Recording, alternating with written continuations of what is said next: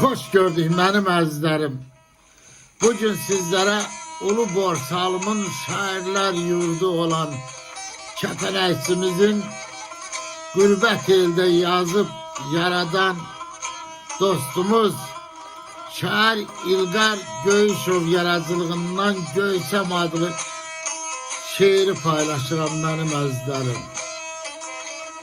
Şair yazır ki, neçə ildir qan ağlayır, ah naləsi qəlb dağlayır, ürəklər gübar bağlayır, günəş kimi batan Göysəm.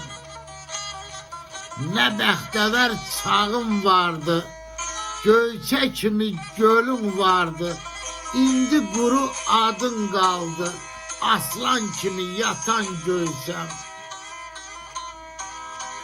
Göz yaşına dözəmmirəm, əlim səndən üzəmmirəm, sənsiz ayrı gəzəmmirəm, taleyi kəm olan Göysəm.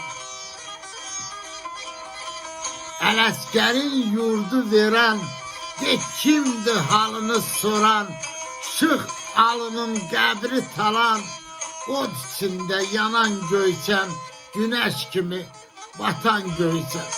Sağ olun dostlar, var olun.